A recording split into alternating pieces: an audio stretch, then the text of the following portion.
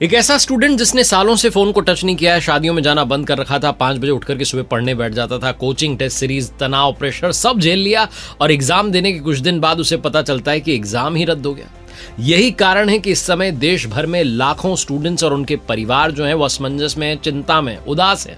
अगर आप नीट 2026 की तैयारी कर रहे थे, आपके घर में कोई बच्चा डॉक्टर बनने का सपना देख रहा था, तो ये जो बात सामने है ये झटके से कम नहीं है, क्योंकि देश की सबसे बड़ी मेडिकल एंट्रेंस एग्जाम जो है नीट यूजी 2026 अब ऑफिशियली रद्द कर दी गई है। नेशनल टेस्टिंग एजेंसी यानी जो एनटीए है, उन्होंने 3 मई को होने वाली एग्जाम को कैंसिल करने का फैसला लिया है और कारण है पेपर लीक की आशंका।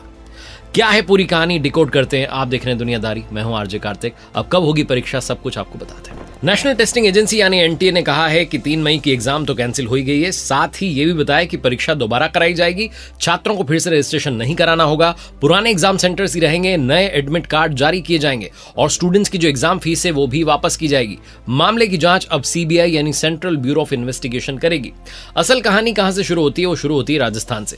3 मई को एग्जाम होने के बाद राजस्थान में कुछ स्टूडेंट्स के पास में हाथ से लिखा हुआ एक गेस्ट पेपर मिला। अब नॉर्मली गेस्ट पेपर मिलना कोई नई बात नहीं है, हर एग्जाम से पहले मार्केट में हजारों गेस्ट पेपर घूमते हैं, लेकिन इस बार मामला अलग था, क्योंकि जो सवाल उस गेस्ट पेपर में लिखे थे उनमें से बड़ी संख्या में सवाल असली नीट पेपर से मैच कर रहे थे और यहीं से शक गहराता चला गया। जांच में सामने आया कि कथित तौर पर 720 में से लगभग 600 नंबर के सवाल तो पहले से स्टूडेंट्स तक पहुंच चुके थे। बताया जा रहा है कि 1 मई को केरल के एक मेडिकल कॉलेज में एमबीबीएस कर रहा स्टूडेंट ये पेपर सीकर में अपने दोस्त को भेजता है। इसके बाद वही कंटेंट जो है वो अलग अलग स्टूडेंट्स तक पहुंचता है। सबसे हैरानी वाली बात यह थी कि सवाल हाथ से लिखे हुए थे, हैंडराइटिंग एक जैसी थी। फिजिक्स, केमिस्ट्री और बायोलॉजी के 300 से ज्यादा सवाल मौजूद थे और करीब 150 सवाल हूबहू परीक्षा में आ गए।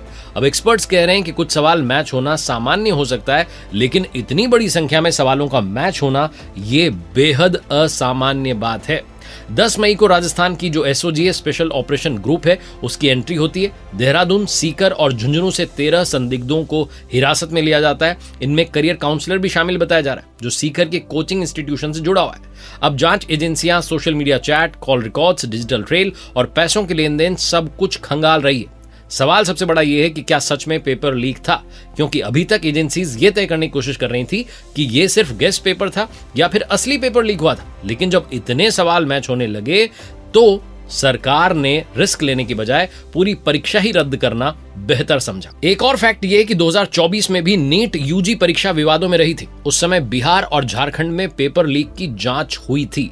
67 स्टूडेंट्स के 720 में से 720 मार्क्स आने पर भी सवाल उठे थे। हालांकि उस समय सुप्रीम कोर्ट ने पूरी परीक्षा रद्द नहीं की थी, सिर्फ कुछ सेंटर्स पर ही दोबारा परीक्षा कराई गई थी। लेकिन इस बार मामला ज्यादा बड़ा दिखाई दे रहा है। सबसे बड़ा सवाल ये कि नुकसान किसका हुआ है? सबसे ज्यादा असर पड़ा है ईमानदारी से तैयारी करने वाले स्टूडेंट्स पर, क्योंकि अब उन्हें फिर से वो प्रेशर झेलना होगा, तैयारी को फिर से उसी लेवल पर ले जाना होगा। कई सारे स्टूडेंट्स का कॉन्फिडेंस जो है वो टूट जाता है। मिडिल क्लास फैमिलीज जो हैं वो इतने तनाव में जो है अपने बच्चे को बार बार जब कहती हैं कि बेटा तुम्हें कमाल करके दिखाना है, तुम ही हमारी उम्मीद की रोशनी हो, तो बच्चे पर प्रेशर जो है और बढ़ता चला जाता है। इंडिया में नीट सिर्फ एक परीक्षा नहीं है, कई परिवारों के लिए एक सपना है, उम्मीद और भविष्य का सवाल है। अब बड़ा सवाल पूछता हूं, असली समस्या कहां आ रही है? क्या हर साल पेपर रद्द कर देना ही सॉल्यूशन है, या हमें पूरे सिस्टम को थोड़ा सा रिफॉर्म करने की जरूरत है?